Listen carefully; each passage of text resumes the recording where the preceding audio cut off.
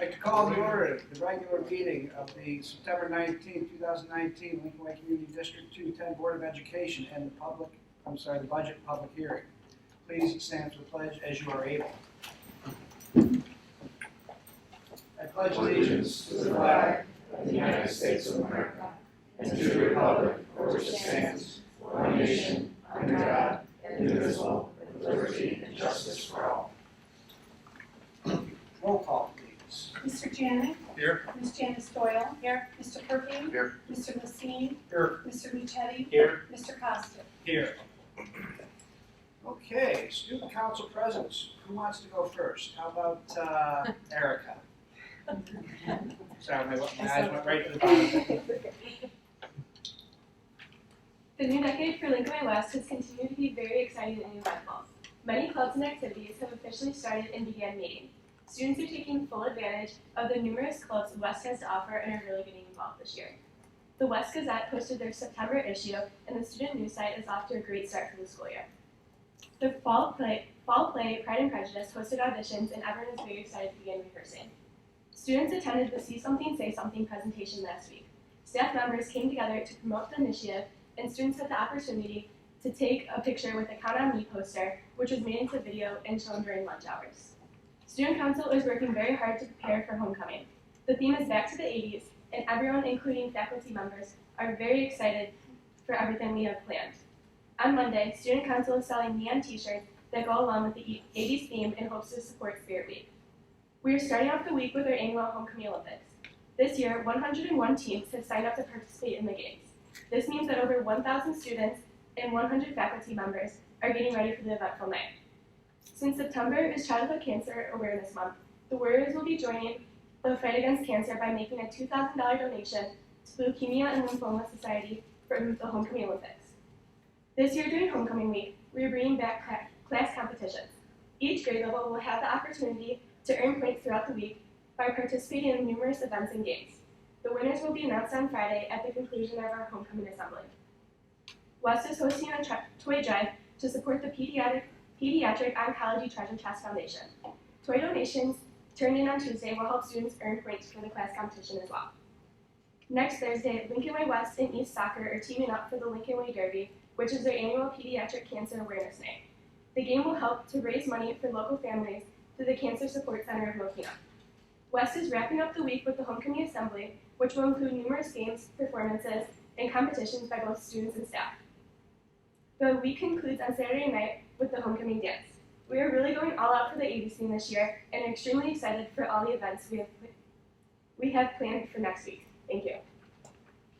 I'd like to call record officially offended at the back to the 80s. All right. How about Cindy next? Yeah. West to East. Good evening. My name is Sydney Steffens, and I'm very excited to introduce myself as this year's Student Council Vice President at Lincoln Way Central. We had a very smooth transition into this year, and we owe that all to our Link Crew leaders and Welcome Crew who led the way. Additionally, our Link Crew leaders did something new this year, and they personally delivered welcome packages with a Night Pride t-shirt to the incoming freshmen at their homes the week before school started. This idea came from our senior class officers, and we hope to continue this in the upcoming years. At our first day of school assembly, Dr. Provost addressed the student body with passion and excitement that seemed to be infectious to everyone in the field house.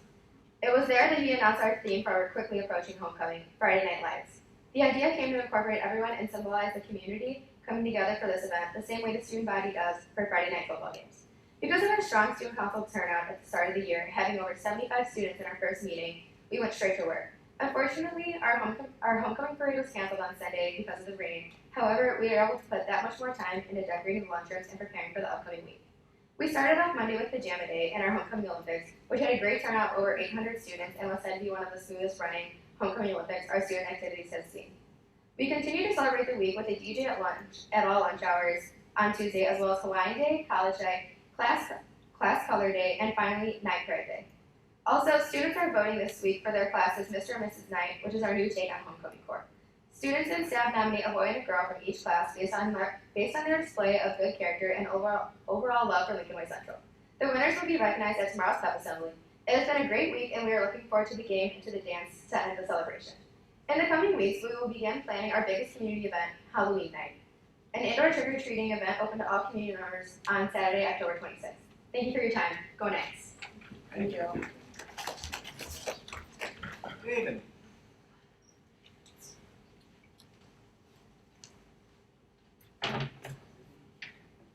Hi everyone, my name is David Vargas. I am the student council president for Lincoln Way East High School. Here's an update on what the Griffins have been up to. So we are all very excited for our homecoming, which is this upcoming week.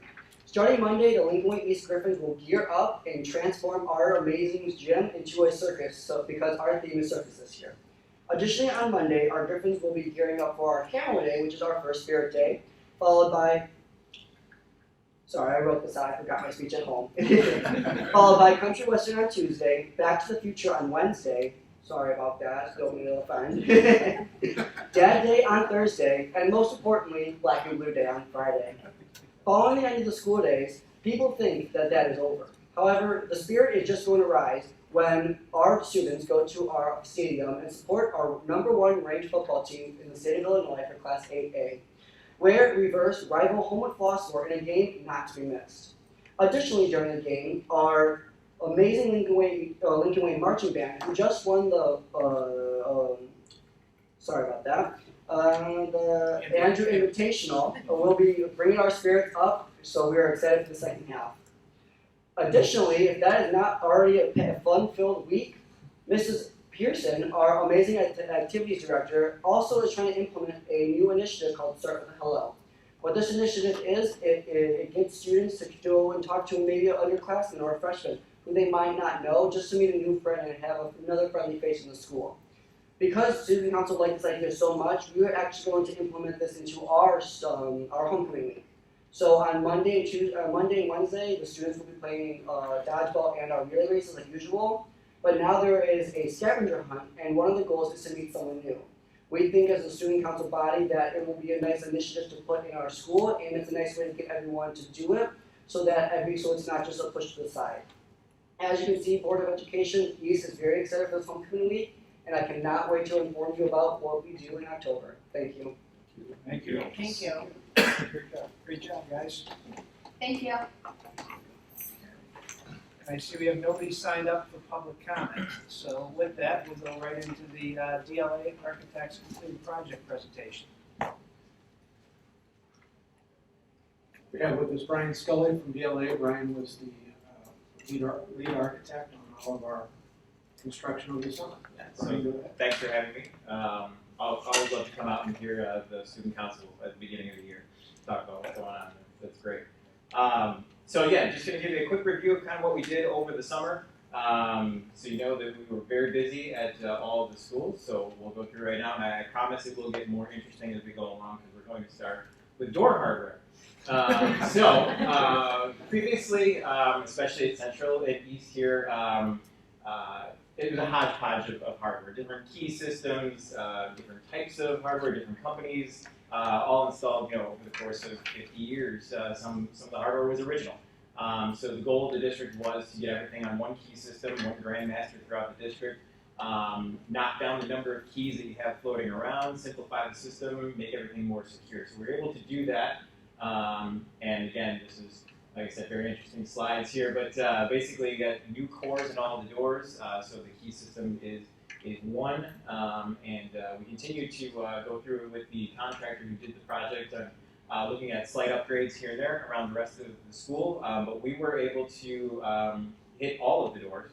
Originally the base bid for the project was just kind of student occupied areas, and then we found out we got good numbers and we were able to continue pretty much do all the doors throughout Central and East, so that project went very smoothly.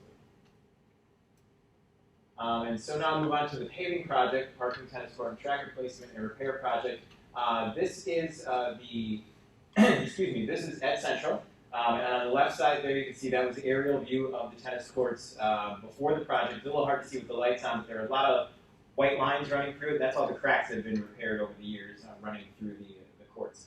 On the right-hand side, that's an in-progress aerial of when the tennis courts had been paved. So they excavated, and we made the courts a little bit wider, a little bit longer, so that we could have proper clearance within the courts for play. And then that is, of course, when they put down the new asphalt to pave it from overhead. And this is what it looks like now at Central. These are some shots from a few weeks ago, but you'll see nice green and blue tennis courts. We actually did a concrete curb system around the entire tennis court facility, and then between the two sets of courts as well. What we find is that helps to limit the number of cracks in the future. Tennis courts crack, they're asphalt, just like any pavement, they're going to crack over time. But if we can get those fence posts out of the asphalt, which is the thing that's going to move the most, we can limit the number of cracks over time that will develop. And then you can't see it here, but within the actual tennis court themselves, there are control joints cut between the courts so that when the asphalt does crack, we can direct it where we want it to crack, which is not on the field of play. That's something that with an ongoing maintenance plan can be taken care of annually, just to kind of reseal those cracks, and your tennis courts can last far longer than what you're used to seeing. This is over at West. West, on the left-hand side, that was before the project started, so it's a little hard to see the cracks there, but in progress, we just did a crack repair project there. On the right-hand side, you can see that was them filling the cracks, and so you can see what it really looked like if you were down on the ground. So that is the in progress of filling the cracks and putting a system that bridges those cracks so that you can put a new coating over the top, and the asphalt can move underneath, but that coating stays in place, and it gives you quite a few more years before you have to go to what we just did at Central, which is a full replacement. And so this is what West looks like now. And again, that same color theme with the green and the blue. But again, the courts look brand new out there, and I think the contractor did a really nice job on those. The tracks. So at Central and at East, both tracks were up for a structural coating replacement, which is basically the color coat that goes over the top of the asphalt. It's a rubberized system. It was delaminating in several areas and just kind of been worn out. UV degrades the system as it will with any rubber or asphalt. So it was just time for a replacement of that. So you can see it's kind of faded. And again, in the lights here, it's hard to see, but especially at Central on the top left, there are areas that were darker, and that's where the system was really starting to wear away. And you're starting to see a lot of mildew buildup in there, and sometimes asphalt kind of showing through. So this is what they look like now at both Central and at East.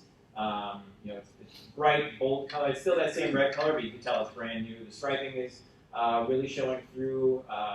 Updated the striping. There are a couple of really minor changes in IHSA that had to be made.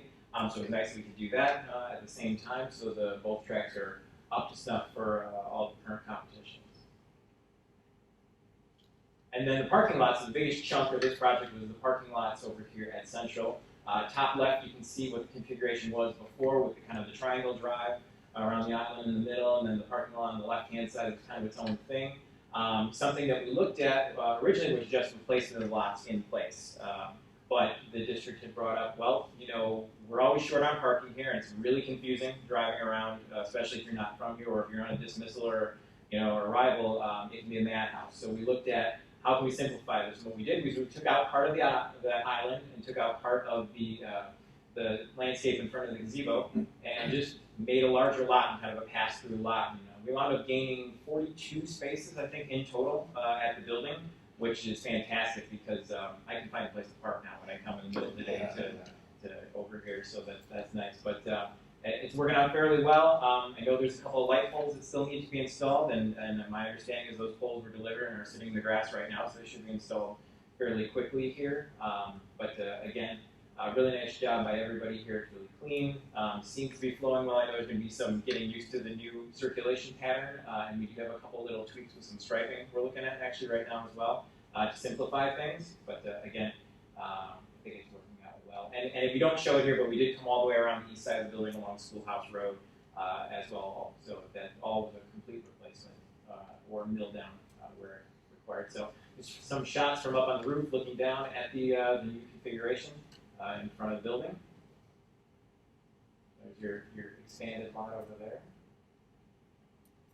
And then finally, the synthetic turf. So both at Central and at East, the turf field were up for replacement, and the district had field turf, the company come out and sat with us with the district and talked about some systems that they had. And what we wound up doing was the first of its kind installation in the Midwest, which is called a recover. So essentially, the old field is still underneath your new fields, and that is acting as a shock absorber. A lot of times you can buy the fields with a pad underneath. Well, this means you didn't have to get rid of the old field. You just leave it in place. That becomes your shock pad.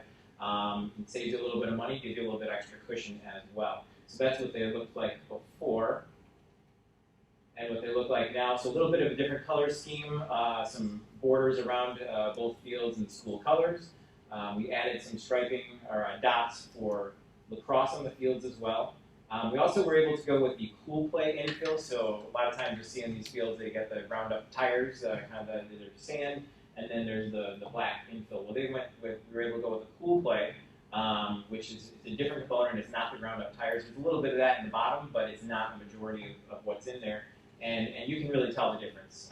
Walking on the fields in the summer, in July and August, and even this week when it was 80 degrees and the kids are out there practicing us walking on the fields. And you know, the difference between walking into the stadium and walking on the field may be a few degrees. It's a real big difference from synthetic turf fields that you're used to. So hopefully that means that the teams keep winning, not just East, but everybody. And because at DLA, we like to promote that every time we replace a field, somebody has a fantastic season the next season. So we got to keep that up for us. And that's it. So any questions on the work for the summer? That's great. Brian, talk a little bit about the door hardware. I know we've gone through it previously, but now the classroom hardware, what are some of the safety advantages to the new system? Yeah, so what we were able to do was, so all of the classrooms, the hallway door to the classrooms is now what they call a classroom security function. So there is a lock, a key lock on both sides. So you can lock the door when you're leaving the room and you're out in the hallway, but if you're inside the room, you don't have to open the door to use your key to lock it from the outside. So if you do have a situation of lockdown, no one's having to put themselves out in the hallway. The other thing that does is why would it be keyed on the inside instead of just a regular lock? Well, we also don't want some students having a bad day saying, I'm going to lock the teacher out of the room today, and they can just lock it with a thumb turn or with a push button. So having it be keyed, it's still controlled by the people who should be controlling it, but there are more options for being able to lock down a room. The other advantage is, too, with the way that the system was rekeyed, you're not looking at department keys now. And classroom is classroom. There's a teacher key, there's a dean's key. So if you're in a part of the building where you're not usually at, if you're a teacher and something happens, you can dive into a classroom, kill all the kids that are close by, and still lock down that classroom. So that's pretty much what we're doing for all the classrooms. And then the offices have similar setups, and any place that was really an occupied space, trying to get it set up so that you have that first line of defense out in the hallway, and then as we move further into suites of rooms and things like that, it becomes more of your traditional office setup.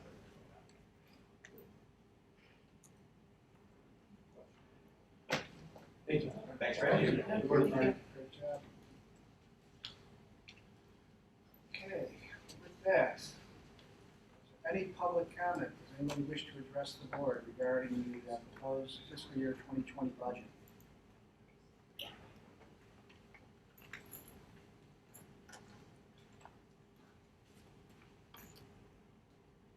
Consider the motion to close the 2020 budget hearing.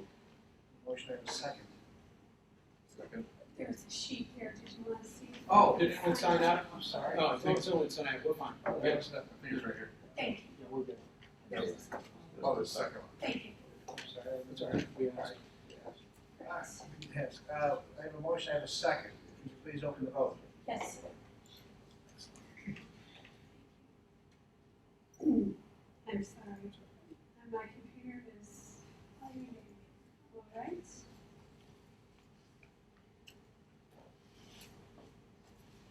And the vote is open. Sorry. You should. Now it is.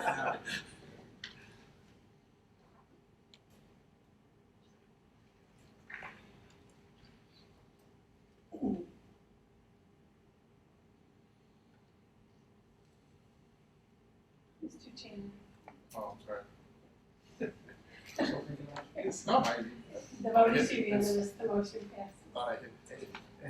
Moving on to the consent agenda, which includes the approval of the meeting minutes from August 29, 2019, approval of the District 210 advisory minutes from March 11, 2019, April 8, 2019, approval of the District 210 advisory meeting schedule for fiscal year 2019-2020, approval of the payroll of September 5th, out-of-state travel. Does anyone wish to have anything pulled from the consent agenda? If not, I'd like a motion to approve the consent agenda as presented? So moved. I have a motion and a second. Second. A motion and a second. You open the vote, please. Vote is open.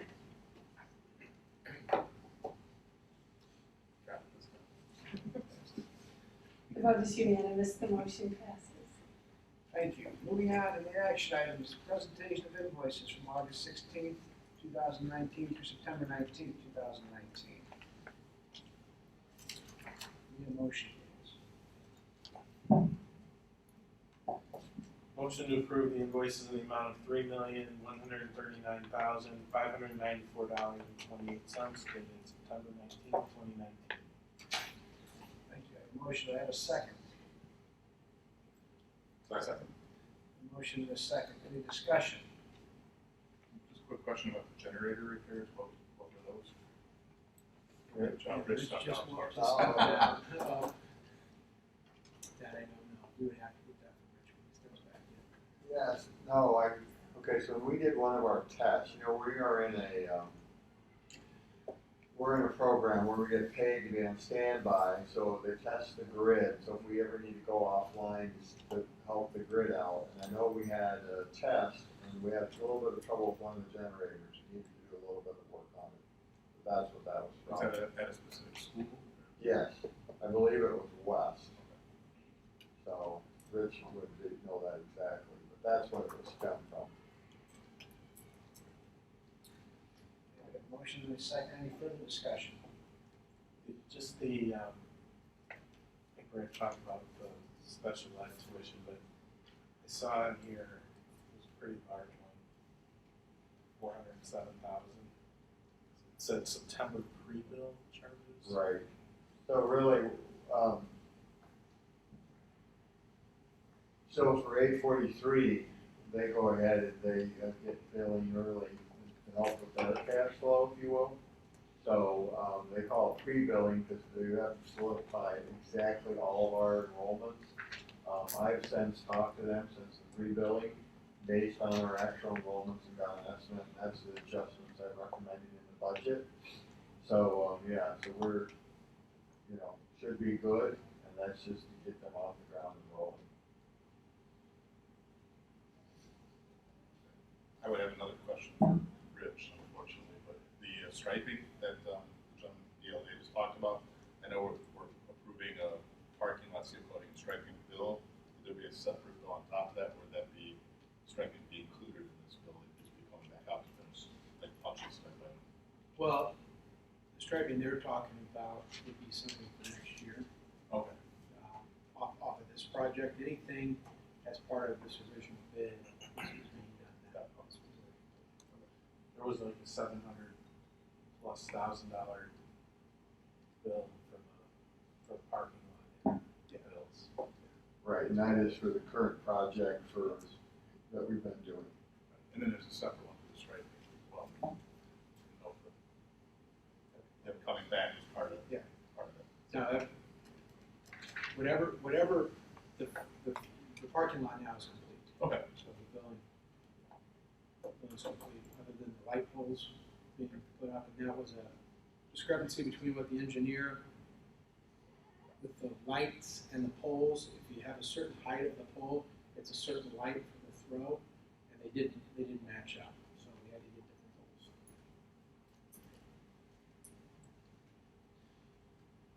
Nothing further. Open the vote, please. The vote is open.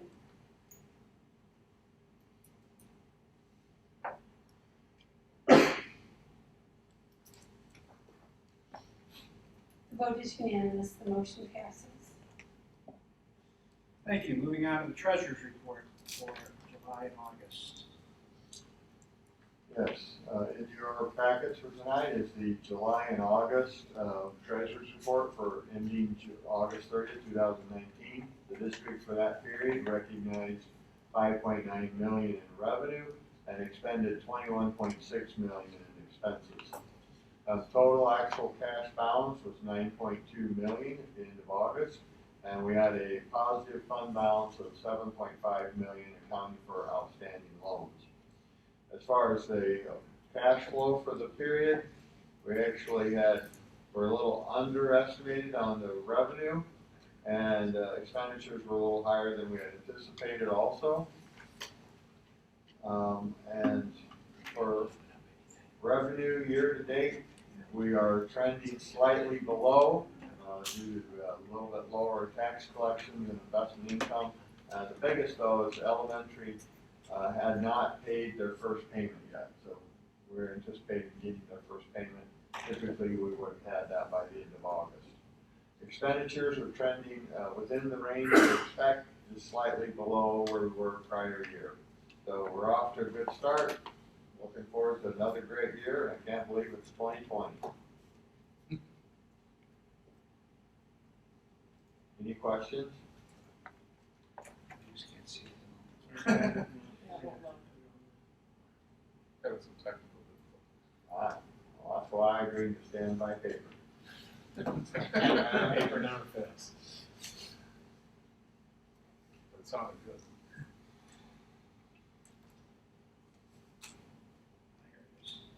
There we go.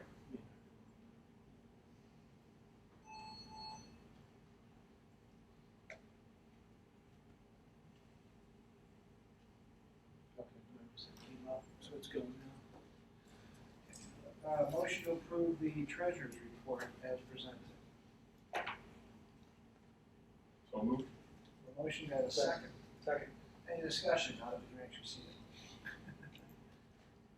So our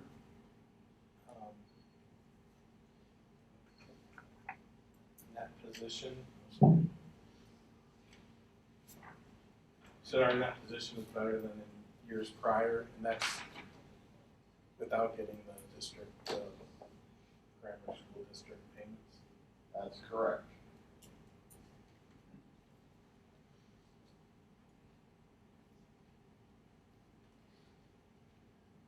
Any further discussion? Open vote, please. The vote is open.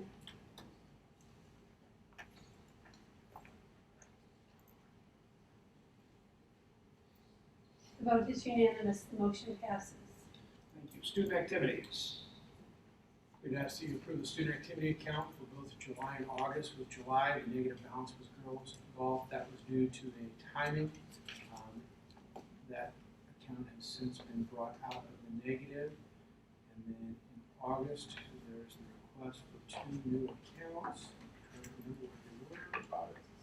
Yeah, robotics and Science National Honor Society.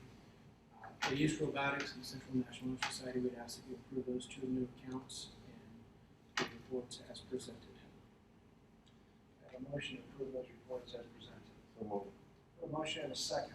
Second. Any further discussion? Open the vote, please. The vote is open. Oh, sorry, go ahead. I'm just gonna ask on that new,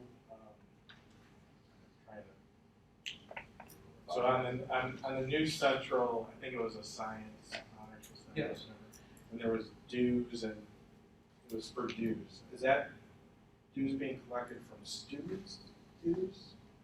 Yes, that would be students. Students that are involved in that club would pay a due. That would cover their T-shirt, pizza party type deal. So there would be a cost,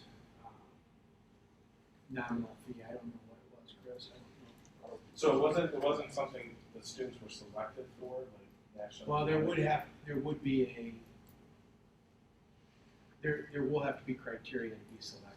But for the most part, like social science, if the student signs up and fills out the form and wants to attend the meeting, they're going to be allowed to do that. Well, I'm sure it was $15. Is that what it I was? thought so. And I think you have to have like 3.5 GPA in science classes and then be in either in honors or advanced. Something. There would be criteria Yeah. similar to our math and our social science.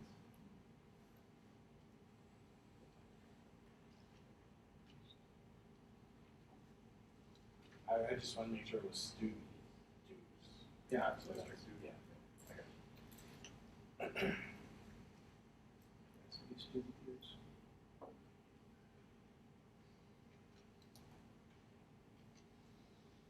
Oh, okay. I didn't want to get this without. The vote is open. And the vote is unanimous. The motion passes. Thank you. Moving on, personnel. Good evening. Under employment, we have David Alvarado, bus driver, Glenn Flowers, bus driver, Chrissy Holstein, paraprofessional, Deborah Kamarchuk, bus driver, Michael McKee, maintenance, Matt Nemeth, assistant scholastic poll sponsor, and Deborah Plakovic, bus driver. As the board to approve the employment report as presented. Any motion to approve the employment reports? So moved. Second. A motion and a second. Any discussion? How are we on bus drivers, Rob? We're getting there. We have all of our routes covered. The key is building our full-time, what we refer to as full-time subs. Right. Because we like to keep at least 10% of our bus driving staff, so anywhere between 15, 16, 17 bus drivers ready to go, just to help cover for absenteeism, but also to help cover for the trips that we take. So every time a team goes somewhere, we're probably pulling some drivers on some routes. So we like to keep at least that 10%, and we're right there. We have a number of drivers that are currently working through obtaining their bus driver's license, and we continue to add them as we go. Last week, we were at about 9 subs, which is about 7 more than this time last year. We're in a much better position. We have not been pulling office staff to drive routes. Last year at this time, regularly our office staff was out driving routes. And Mr. Luna was manning the phones. So we're in a better place. A motion and a second. The vote is open.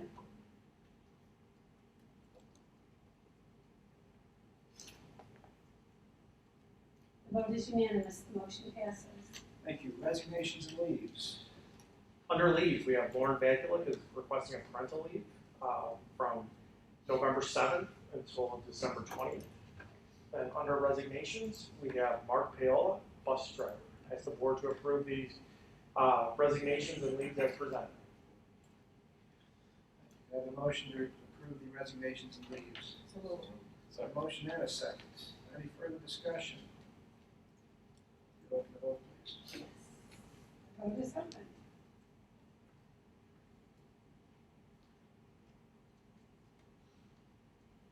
Vote is unanimous. The motion passes. No retirements this month? No retirements this month. Thank you. Moving on, compensation reports. All right, by state statute, we are required every year to post 2 different compensation reports. One has to do with essentially our certified staff, typically referred to as the teacher administrator compensation report.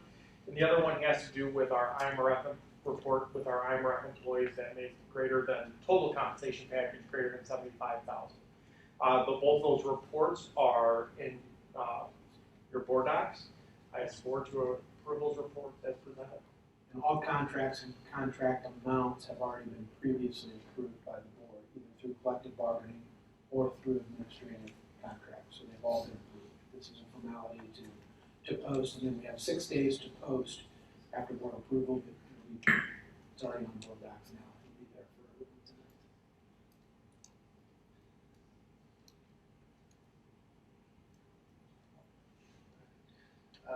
I got a motion and a second. Second. A motion and a second. Any further discussion? You open the vote, please. Vote is open.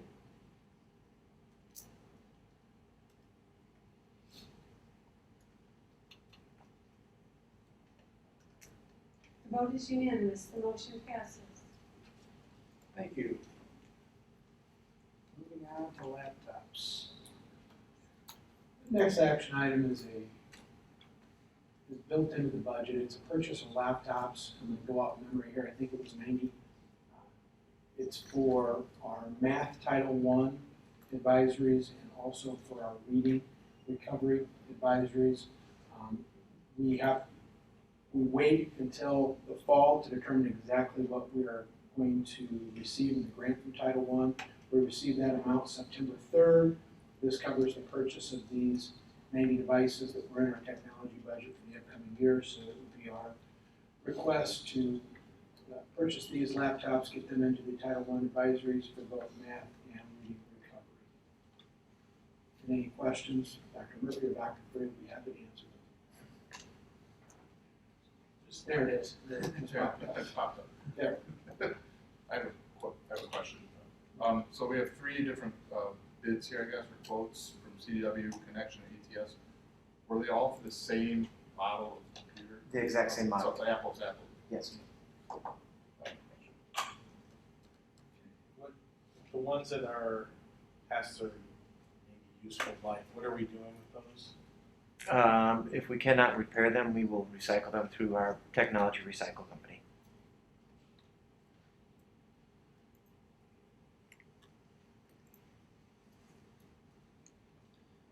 We have a motion to approve the laptop purchase as presented.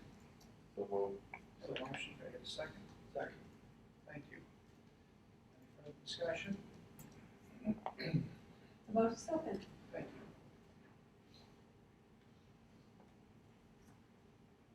you. Vote is unanimous, the motion passes. Thank you. Moving on. Healthcare and district participation in health insurance affiliation.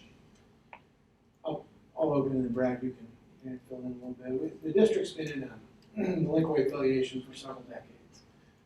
Obviously, we're in a place with as many lives as our plan.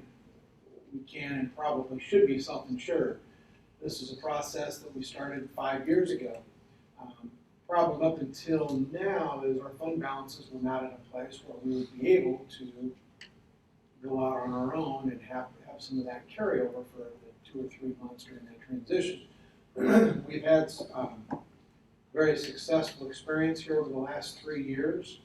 The move to Blue Cross Blue Shield, which was precipitated by Lincoln Way District 210 and worked with STEM Insurance nearly 4 or 5 years ago, has put the affiliation as well as Lincoln Way in a much better place. And then we believe it's time for us to go out on our own, manage our own insurance, be fully self-insured, and make our own decisions. And Brad put together the memo, the recommendation for the different reasons. Brad, if you want to hit a couple of highlights, and then we can answer any questions that the board might have. Yes, thank you. I'd only highlight a couple of things. First, for the group, the size of our group, we would need to have about $3 to $4 million in reserves. We currently have almost $8 million. So we have plenty of reserves to go ahead and move out on our own. And you'll notice in the memo, we drew up several issues we want to make sure are clarified. So this is an intent to withdraw, so we would be working with the trust to clarify that. One, of course, the biggest issue on the table would be the way we read the bylaws. The $8 million we have would be ours to be brought out, but we certainly want to clarify that and solidify all that before we make any final determinations of actually withdraw from the trust. So you saw the list of criteria. We would want them to give us that positive assurance that they read the agreement the same, and then that would be mutual cooperation and withdrawal. Would going self-insured, would that put any more work on any of the district staff? Not really. People around or anything? No, I mean, it's going to require us to go ahead and, as we said in the memo, we would like to, through this transitional period, work with STEM Insurance, but we would have to, of course, hire our own consultant. Right now, the cooperative has one. The good thing with having our own is they'll be watching out just for us. Not that we, spend some times where we need to give and takes, and we got to get a little tough once in a while, but it'd be nice to be able to drive our own ship and go where we need to go with this health insurance. The other factor, we'll be able to manage our own fund balances rather than pay a nominal fee to have someone else manage that for us. Our $7 million right now is being managed by a shortway agency, and of course there's a fee for doing that. They're on our balance as per Brad's salary. So that, while small, it does start to add up over time. So is that the main benefit to this? No, the main benefit is for us to have complete control of one, getting complete access of all of our history and claims and all of that, and also being able to run analysis to determine how should we structure our programs for the best of our employees and the district. So right now, we have one plan, and it's across the entire cooperative. You got two choices, take it or leave it. We need need to be able to in this day and age. There's things that have changed, we need to continue to change with that, you know. We So don't- more options for staff, Yeah, you don't exactly. anticipate this Correct. being. Correct. It could benefit the staff and district in terms of expenditures based upon where people are in their life experience. Probably, what, it's called the Lincoln Way Area Affiliations. I see it's Lockport Elementary School is where we're sending this. I mean, what is the affiliation? Who's members of this? There are several districts are members of this. Manhattan, Special Ed. 18. There are 18 different districts. Vermont High School is still in there. At one time, the last 122 was there, they left, but there are several grade schools and special ed cooperatives that are part of this affiliation. So 18 different districts or organizations. We're the largest. Our money is subrogated and held separately. That was something they had done over 10 years ago before Linda was part of it. So our money is segregated, it's separate. Quite honestly, it was my first and second year as superintendent, so 6-7 years ago, we tried to leave. We didn't have any fund balances, so we couldn't. And so now we've built it to the point where it's time to do that.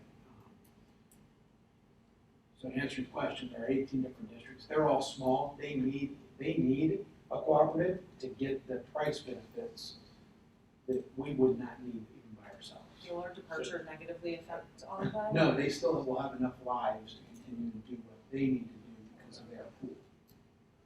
But you don't think it's going to impact us negatively on pricing? We have enough lives here. Correct. Prices. In fact, when we had done the analysis several years ago, Blue Cross Blue Shield came and met with just us and told us at the time, you don't need to do this. You guys can be completely on your own. You'll have the same pricing, except now you'll be able to pick from the menu of options. But as I said, our fund balances have continued to grow because we haven't had significant claims here over the last 3 years. Do most large districts our size do their own self-insurance? Yes, Brad, you've got more experience in other districts. You've done this, you've done it on your own. Every district I've been in has been self-insured, standalone. Okay. When you say reserves, are you talking about the money that's segregated there? Wasn't that amount was not high enough for us to go on our own? Correct. And what's the minimum there? Well, About 4 million. about 4 million because it would have to be, they would want 2 or 3 months carry out. And our bills are typically about $800,000 a month. So when I started, we didn't have 2 months, we didn't have a month years ago. So our move to Blue Cross Blue Shield has helped grow this significantly over the last five years. Is this gonna impact the contract, the teacher contract in any way? No.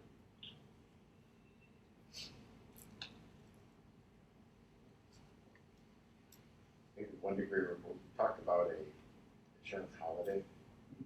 Is this taken into consideration with this reserve and everything else? Correct. And then, probably if you need to ask the question, but what if we did have a situation where reserves fell below a certain situation? We have to fund that through what mechanism? See, that's where the analysis and STEM will come and help us do the analysis, but Brad and I have already started to look at that. You know, you'll have your stop gaps, stop loss gap, and what is that, 350,000? We've got 300. So, Okay, so let's say you have 10 of them. sorry. Let's go ahead, Brad. Well, okay, so we have multiple things here. So first off, we have an individual stop loss. So when any one individual exceeds $300,000, then we have a secondary insurance that steps in and pays. We also have an aggregate stop loss. And so once you hit that aggregate, then that would kick in. So that's what we have with affiliation right now. When we were on our own, we would structure it still the same way. We would have a specific individual stop loss and we'd have an aggregate stop loss. The 3 to 4 million is really twofold. It's one, cash flow, and second, you would structure our aggregate stop loss to make sure that we would no way ever cut through that more than a certain percentage, probably like 35-ish or something. That's where the consultants come in, but you would never get to the point where you would be coming back saying, we're broke and now we have to fund it. Now, absolute worst case scenario, if somehow that did happen, somebody just said it would never happen. Well, between stop loss and aggregate insurance, the only way it would happen is with mismanagement. Can that happen? That could happen. Mismanagement by whom? By administration and the consultant. By our administration and consultant, right. And what should we be asking for to ensure that mismanagement doesn't occur? Well, one of the things would be is we can go ahead and on a monthly or quarterly basis, we'll now include that with our board packet reports. And we ought to also have the consultant give a report on an annual basis to the board, to the health of the fund and how things are going. So these would be the steps that the board would take to manage, just like you manage the large financial picture, we can incorporate management of this health insurance in the same manner. So I think we incorporate those, but then on the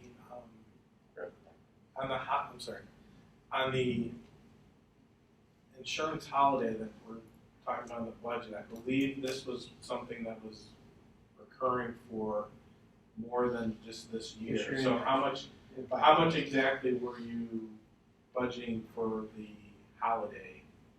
So I mean, we need 4 to 5, right? So, Yeah, 3 to 4. Right. So we have budgeted for 2 holidays. Well, budgeted for one, budget, 5 cats one as and an 5 cats, right. So one budget. One is budgeted for in FY 2020, and that's it's 800,000 total. Some of that's district, some of that, so it's about 600-ish district, the other is employee. The other is just into our 5-year financial forecast. We can certainly adjust and do whatever we need as we approach and as we begin to develop the 2021 budget. But that's what currently is in there. We're right now just over $7 million in reserve. So, we have more than almost double what we really need at this moment in time. Is the consultant something that we would put out to RFP, or is that just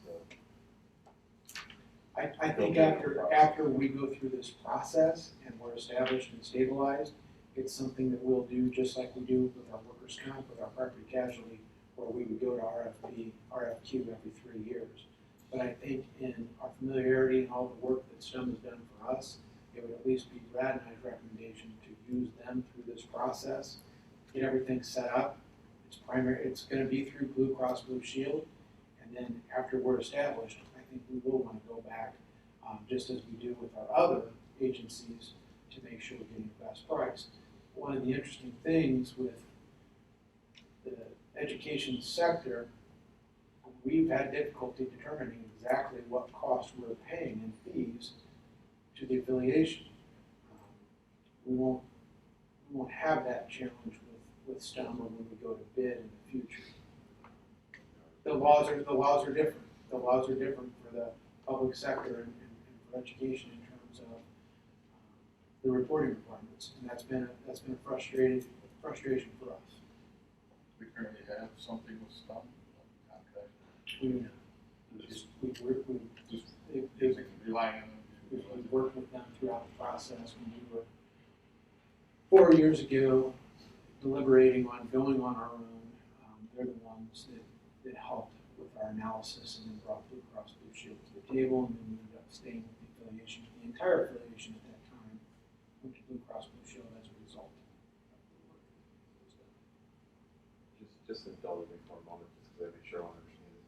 Who holds these reserves? Are they actually cash reserves? Are they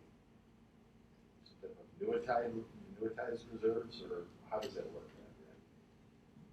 Right, so Shorewood Agency manages that, but The Shorewood Agency that's the consulting arm of the affiliation. but they're primarily an insurance They're, agency. right, and so they're primarily in CDs and money market.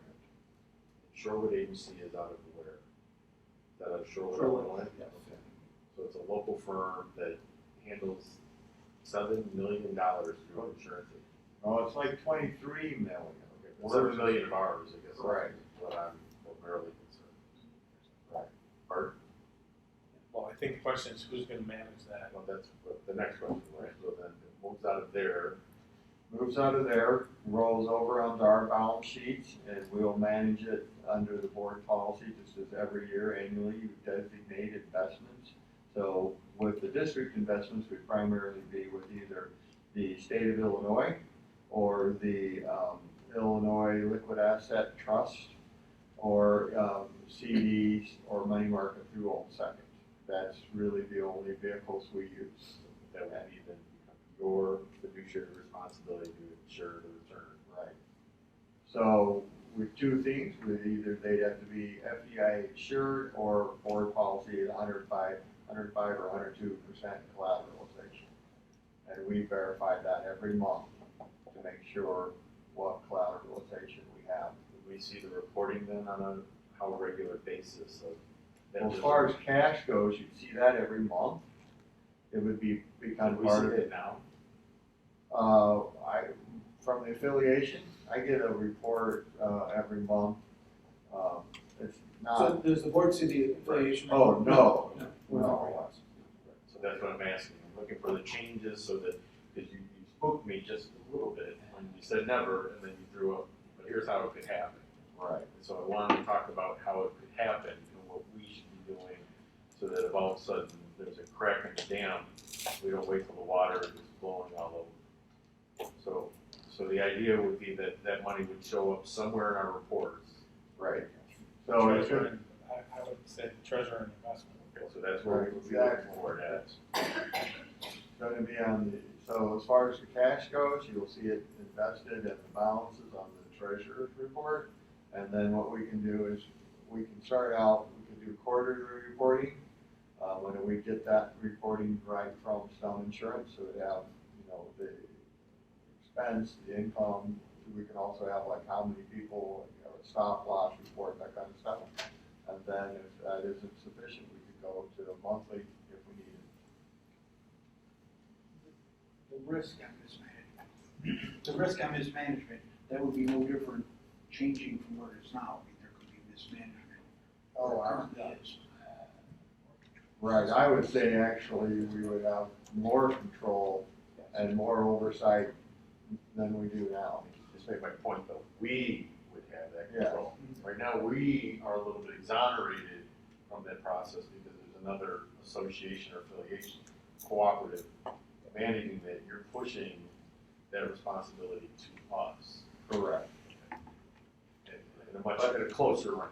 Yeah, I think we always have the fiduciary. I get it, but we literally have no more covers. So, I think we should be making sure that it's in all the reports that we can monitor. That's one Yeah, right, exactly.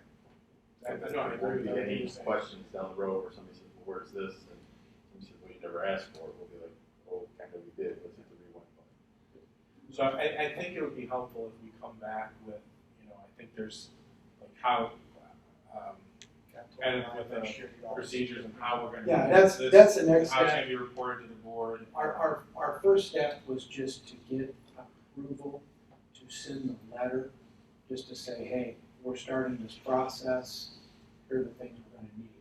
So I think every month, it's reasonable to provide an update on, here's where we're at in that process. So we'll just make that part of it. Why issues to indulge in. No, we can certainly. So just on that letter, there's 6 points on there.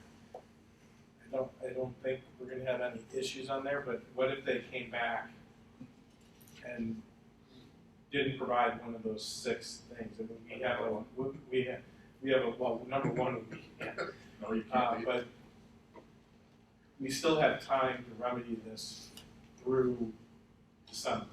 Correct. Remedy not getting, or work through with them these 6 items. Correct.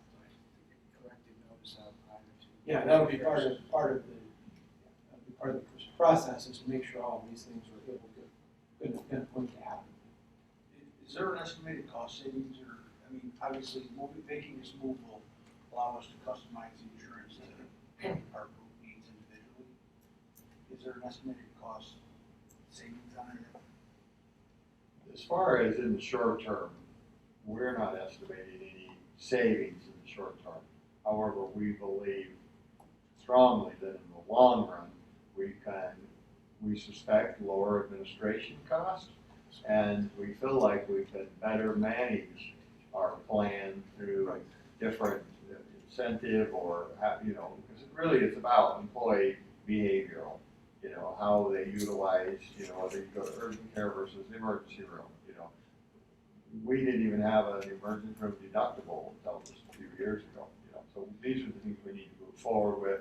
It needs to be a win-win with employees, but at the same time, there's things we can do to help manage costs and still provide great benefits to employees. Is that where Scum will come in? Yeah. On the consulting side, kind of looking at what we have here, maybe where we can see some cost savings. Right, and they have a broad knowledge of how the healthcare market is moving, how things should best be optimized. Well, at a very minimum, we're going to eliminate one layer of cost. What's that? We're eliminating some of the layer of cost that, the fee associated with it. Well, I mean, the affiliation currently has a consultant. We are under the belief we can have a more customized work with us and be cheaper is where we feel like we'll be with administration. Just have one more question, because I've said before this, I just want to make sure. Tell me a little bit about, is it STEM? Like, are they local? Is this like, They How do are. fit in? They are. So in fact, 157C has just moved their insurance over to STEM as well. We work with Brian Stone and Steve Hogan throughout this process here over the last 4 years as advocates. They have several school districts and then also large businesses. I know a couple of gentlemen who own a company who have used them over the last 5 years and have been very happy with their product. Spoke with Superintendent 157C in their process of going out and shopping and moving towards this. As I said, I think it will be in our best interest to go back to bid once everything's put in place. But I know their relationship with Blue Cross Blue Shield because going through 4 and 5 years ago, they brought them right to the table. And that's the most important thing is for our seamless transition with Blue Cross and Blue Shield. Once that's in place, then we'll continue to evaluate where we're at. But in terms of administrative fees, they will be less than what we're paying now. They will upfront all the percentages, so we will be able to shop that at that time. Brad, anything to add there? I know we've met with them a couple different times. Is that something that we need to go out to bid before we engage with stuff? No, I would not want to make this move without knowing exactly what we're making this move with. At least that would be my recommendation. To go into when we're making this move, it needs to be seamless. It needs to work. The administrative piece has to work. If it doesn't, not only the cost, but you have a lot of disgruntled employees, and I wouldn't want to take that risk, not knowing exactly who we're working with moving through this process in terms of their response time and where they would go. That would be my opinion. If the board directs, no, do this first, then we'll have to regroup a little bit, set a time structure together to go out to bid. But it wouldn't be my recommendation. Brad, you can add to that. You have more experience doing this than I do. No, well, first off, because the degree is exempt from bidding because of the knowledge and understanding of the degree. So it's right. So we're in our legal right to go ahead and do that. We have met with them several times. They've done a lot of help with us. They already know our district. Quite honestly, if we were trying to go ahead and go out to bid and all of that, we'd be in a tight timeline to get that done. We need to hit the ground running and get things moving with this whole thing. We need to first work out with the cooperative, making sure that's going to go. But yes, I totally agree with Dr. Tingley. They've proven in the past that they're in our best interest, and I feel comfortable just moving ahead with them. Do we then enter into a contract with them? Yes. We'll bring that back here for board approval. Yeah, that would be brought back once we, first step is to notify the cooperative, and then we'll have basically monthly steps from here on out until we're able to withdraw. So the final point of clarification was asking, so we approve this letter, are we approving STEM as indirectly endorsing them? Well, they just both said that they gotta be part of this transition. Right, so First, here's, that's why I can write the letter. Right, but I'm good, but they're not gonna come back to us and say, okay, now you guys gotta pick a consultant. no, so what we'd like is you approve the letter, we'll send the letter, get the letter to the cooperative. That's first step. Second step, I'll sit down, negotiate a contract with STEM Insurance. I'll bring that back for board approval, and we'll just kind of bring So it. at the risk of transparency, the reason I'm asking is STEM is my insurance provider at the organization that I run. So it's not that they're unknown to me. Didn't know that. I know. Well, I didn't realize that that's where we were going tonight. I was going to ask you before. So if we're going to do that, I mean, my vote is to do this, but I'm looking, should I abstain because of potential conflict?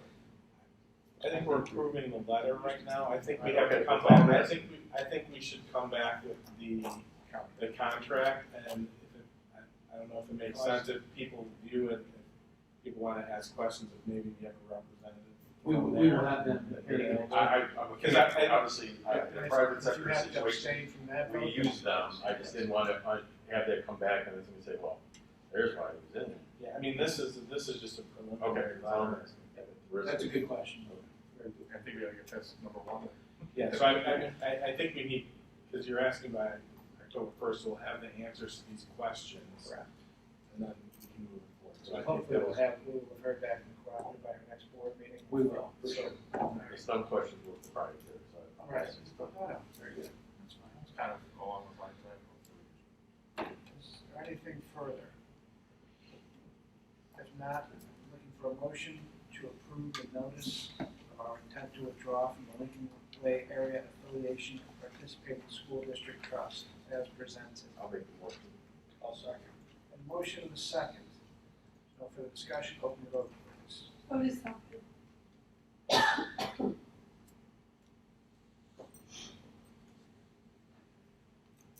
The vote is unanimous, the motion passes. Guess we got a couple things left here, huh? Yeah, just a couple of important ones. Adoption of the fiscal year 2020 budgets. I don't know why you said by me, you know, it would have been easier with a microphone. Anyway, yeah, I know. It's set by me. Yeah, really, it was my choice. Loaded in the board docs tonight is the final budget. The tentative budget has been on public display and notification for the required 30 days. Based on feedback from last board meeting, I did research 3 items. First, well, I guess 2 really. One, it started out with the special education tuition. And really, special education tuition is really broken into 2 halves. There's private facility, and then there's District 843. Well, private facility, we chased that down. That turned out to be very solid. Everything looked great. But when it comes to the 843, we did discover that we needed to make an adjustment to the budget. So, as I mentioned earlier, during my treasurer's report, I was able to 843 were far enough along in their billing process that they were able to give me an estimated where they think they're at for the year. That information is there. You see there on the memo, District 843 early cost estimate. And so we're recommending 2 adjustments there to come up with what we have the final budget. And that final budget is in the documents that are loaded and for public display. And then finally, the second thing really was to go through the contracts, because the budget was based on the staffing plan right before the beginning of the year. So we pulled the staffing plan as of just a few days, 2 weeks ago about. We went through it, You see there the actual amounts, plus what we call overtime and non-contractual amounts, and you can see how it balances out. We were able to go ahead and reduce the teacher line item. We were a little high on that one, so we're able to reduce that, and you can see where we have our final budget as compared to the contracts plus the other. So you see we're very close there, 54.7 million versus a budget of 54.8. We should be fine. And so with all of that, we would recommend adoption of the budget as presented and loaded in the board docs.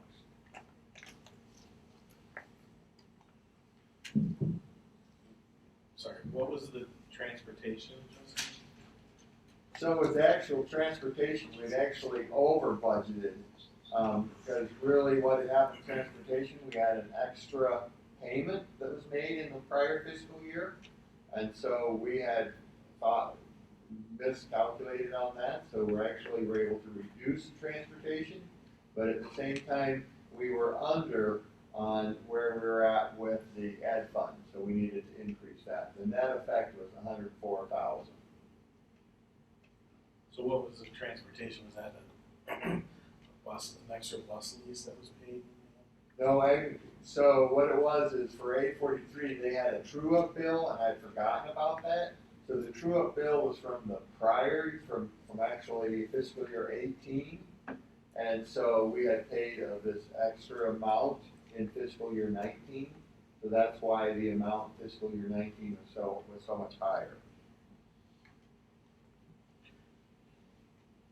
So I think one of the things, do you know what the special ed tuition increase is now? Because I think when we looked at it, we were looking at it versus budget, and then when we actually looked at it, it looked like it was a big increase, but then really versus what we paid the prior year, it was actually a decrease. So is this showing now an increase in the special ed budget?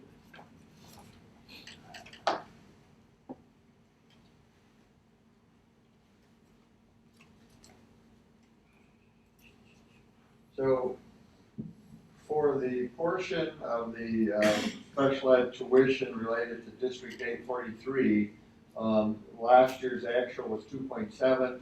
Now within our budget we have 2.8, which represents a 3.74% increase.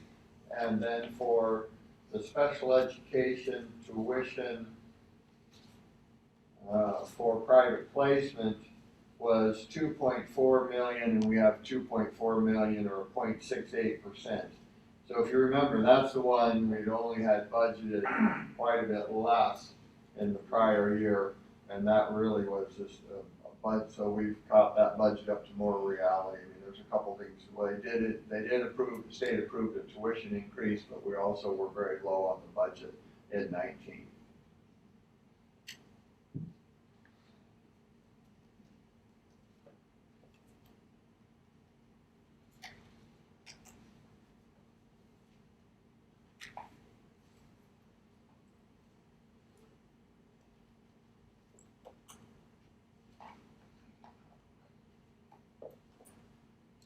That was my only Any further discussion? With that, I would entertain a motion to approve the fiscal year 2020 tentative budget as presented. So moved. Motion to have a second. Second. Open the vote, please. The vote is open.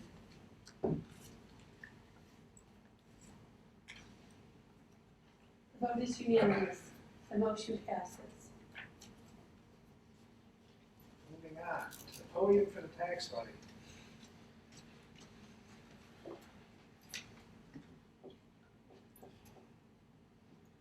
All right, thank you. All right, so by law, we need to go ahead and starting the tax levy process. We'll kick it off tonight with what they call the tax levy determination. By law, we have to do this at least 20 days prior to the actual vote on the tax levy.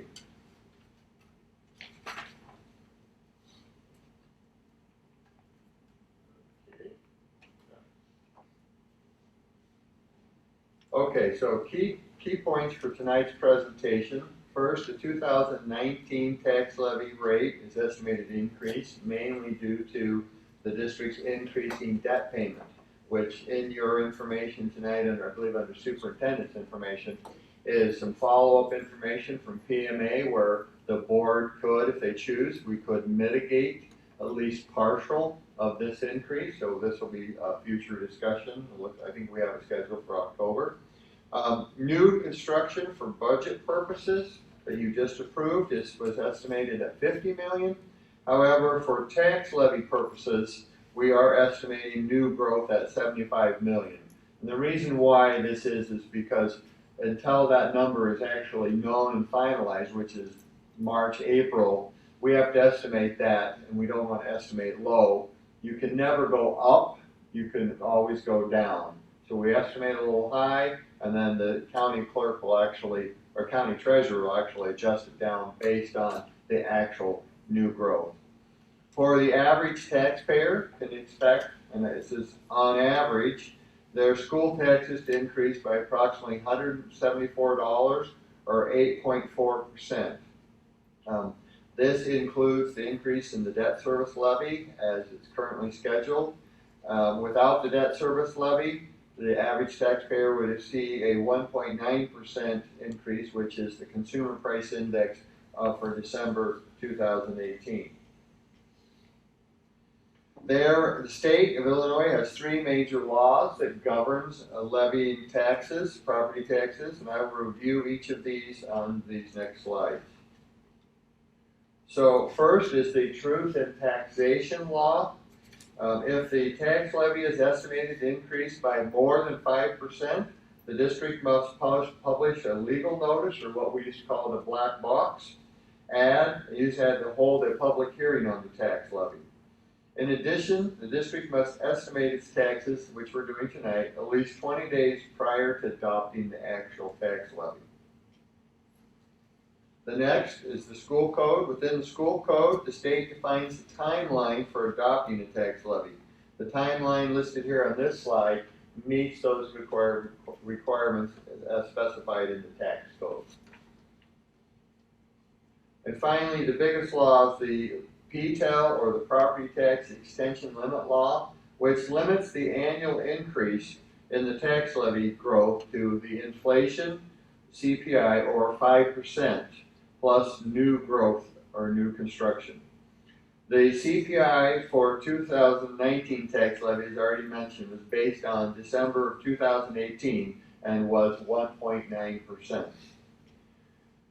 We're estimating $75 million of new construction. Once the new construction is finally known, the county clerk will adjust the tax levy down to that final amount.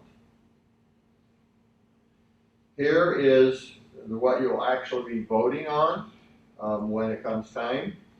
Well, actually, your vote has determined this, but so this is a summary of the 2019 tax levy determination based on $75 million new construction and an estimated reassessment factor of 2.5%.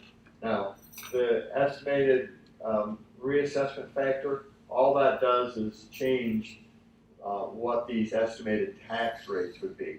We actually levy in dollars, and the rates are a mathematical calculation, which then it gets spread across the thing. When comparing the total levy in dollars, the estimated increase is 10.38%.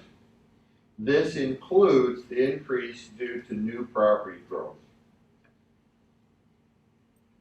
This here is what the tax levy is built into the budget. I probably should relabel that. It's not actually our determination. This is just what's in the budget. I wanted you to see that. And you can see here, based on where we think it most likely will probably be more like about 9.8%, 10% increase based on the estimated new growth of 50 million. This right here is a historical comparison since 2010 of our total tax levy, including debt service. You can see here, I've already mentioned it too many times, but this $92 million we're expected or estimating is going to be lower. We know we won't have 75 million of new growth. We are estimating a tax rate of $2.25. And if you look at it, if we were looking at 50 million, it'd be $2.25, 0.45. So it's a slight difference. The reason why it's, when you see those two different rates, it's the impact of the new growth, because debt service is a fixed amount, and so it ends up balancing that out a little bit. You can see here the rates where our tax rates have, or tax dollars, not rates, so tax dollars have changed over the years. Also, I wanted to put together a comparison. This is a comparison of school districts that we benchmark off of. So we benchmark off of 3 districts, well, ourselves, obviously, and then 2 other, Will County, Lockport, 205, High School District, Joliet High School District, 204. Then we also looked at 4 Cook County districts, Consolidated High School District 230, Community High School District 218, Bremen 228, and finally Homewood Flossmoor 233. So this is a 5-year look at the total tax levies by those years, and then, well, off the chart, here is our estimated, what I estimate to be our final 2019 rate. So you can see here's District 210, including our debt service. We're at $2 and almost 14 cents. Lockport slightly below us, but you can see all of the districts are above us.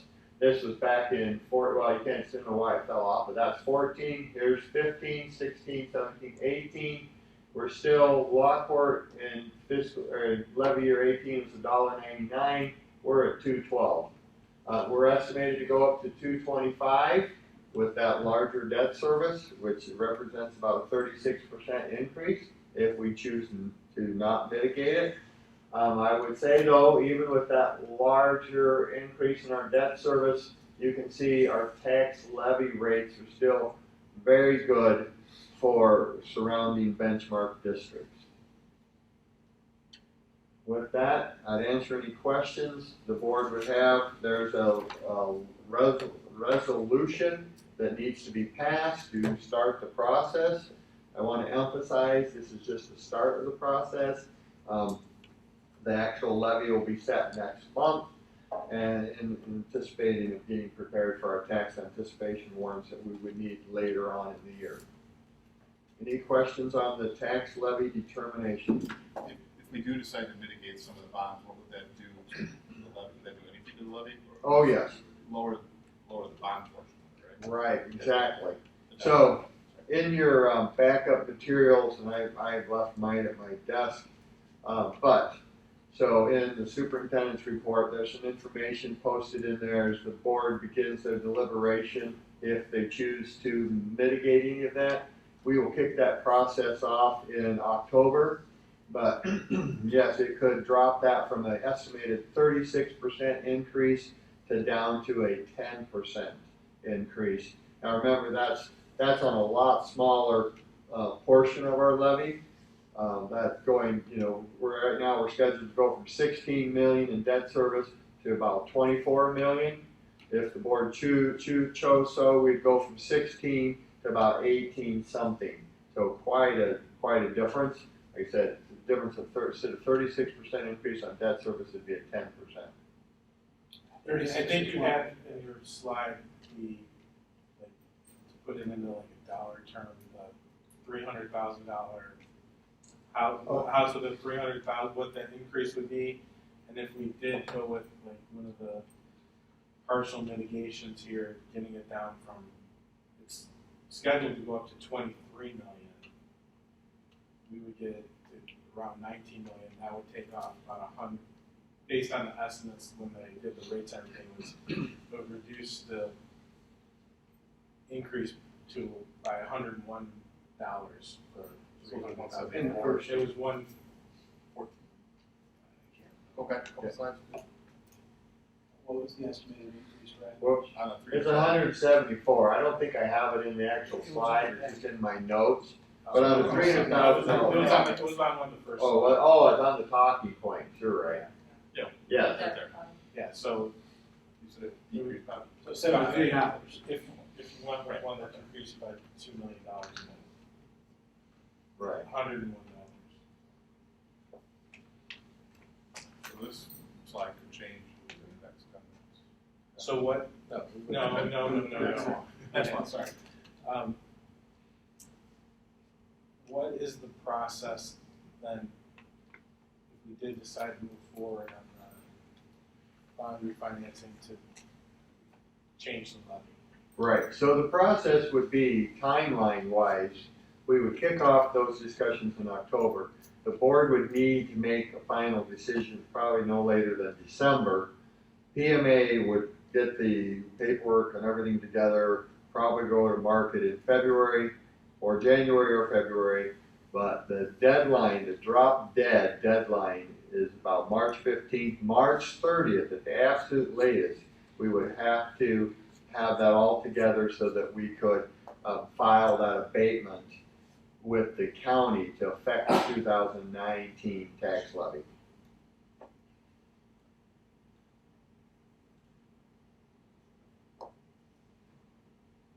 Any other questions? All right, thank you.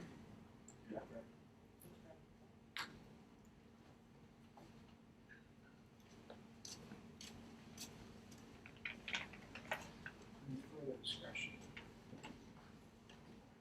With that, I entertain a motion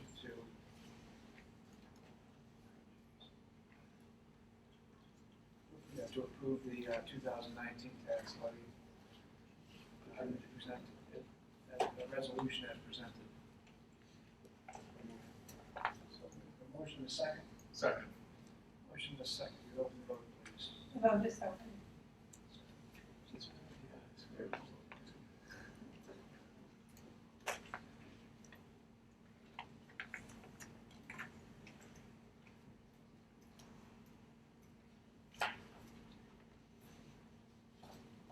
Vote is unanimous, the motion passes.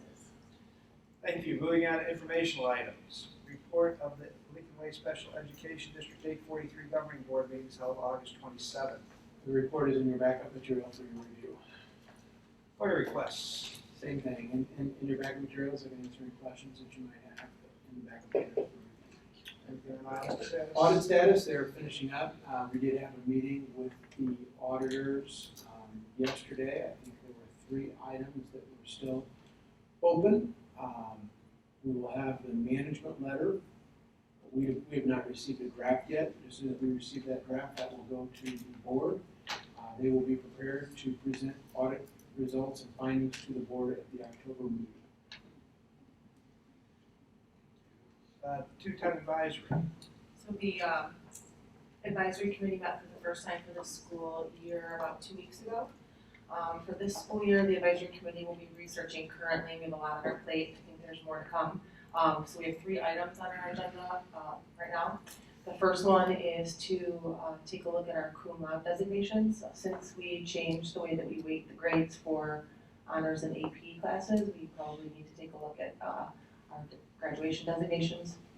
We're going to take a look at the question, should students enrolled in AP courses be exempt from second semester finals if they take the AP course?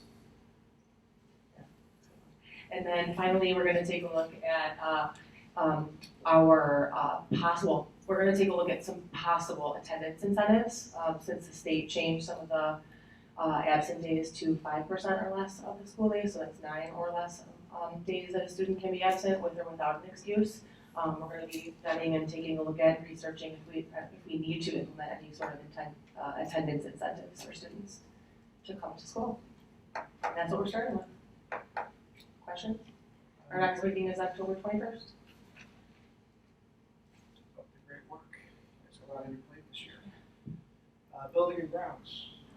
Once again, in your backup materials for review, I was asked one question in regards to maintenance of grounds, and the reason we did see a significant increase, we had A couple of our employees were injured, sick this winter, so we did use contractual maintenance to maintain fields and some of the outside areas that are typically done by our own staff. So there are no other questions, but Rich is available if anyone has any other questions.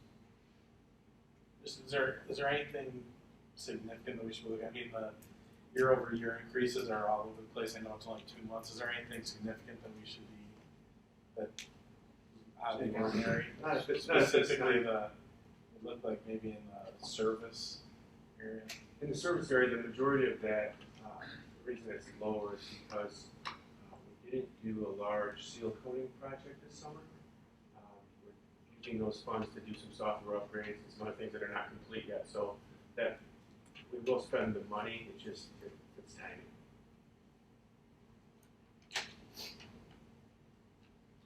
Community relations. Once again, in your backup materials for your review.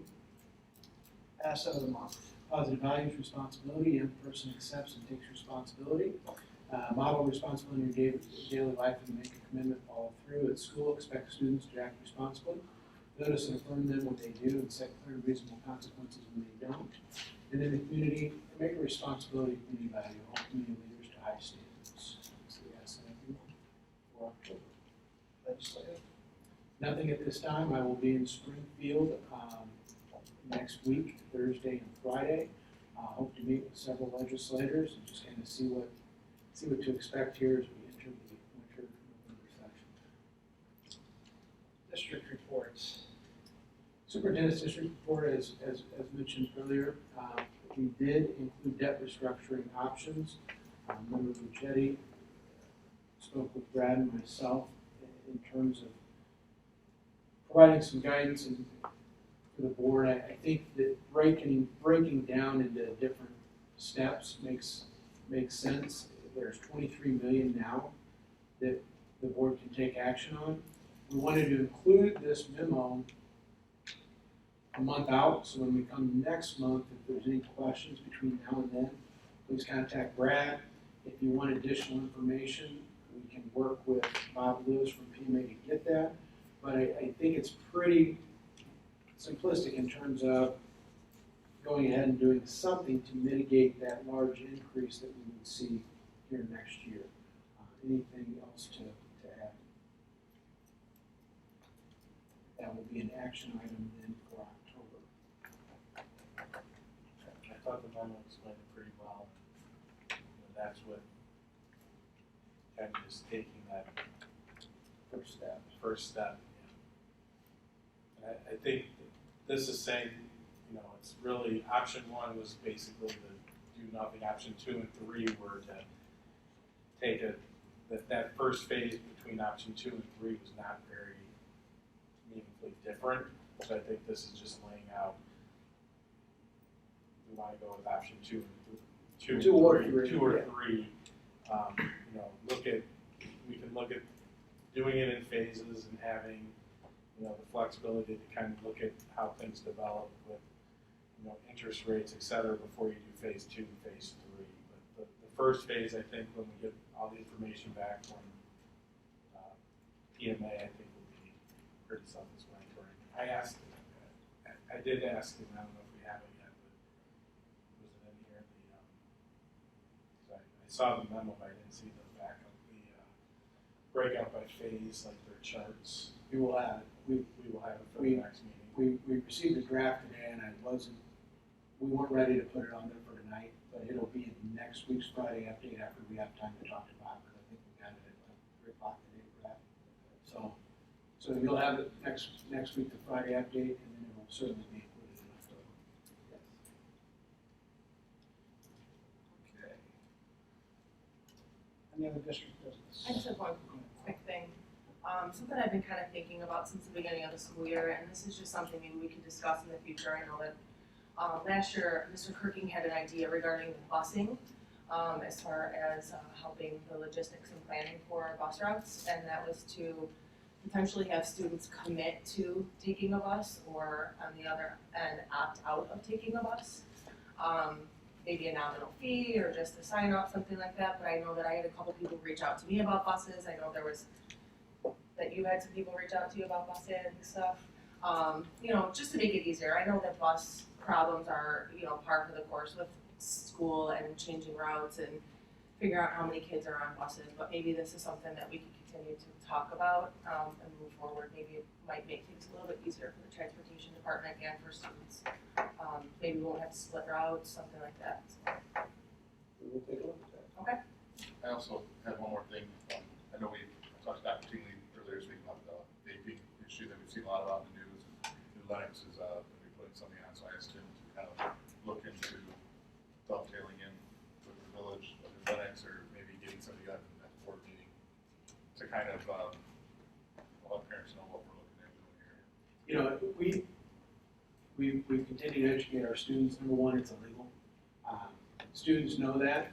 We educate the students as freshmen during the health class in each one of our orientations, freshman through junior.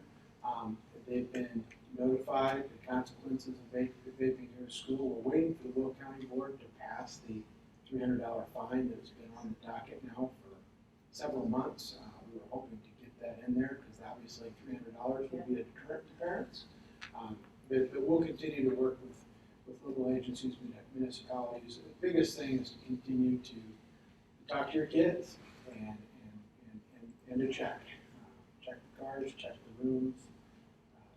But it's one of many dangers, and we'll continue to do what we can to educate. But we will reach out to I know Mayor Baldwin was discussing putting something together. But as I've said, this has been something that we've been in front of for quite some time. We'll continue to do so. Good point.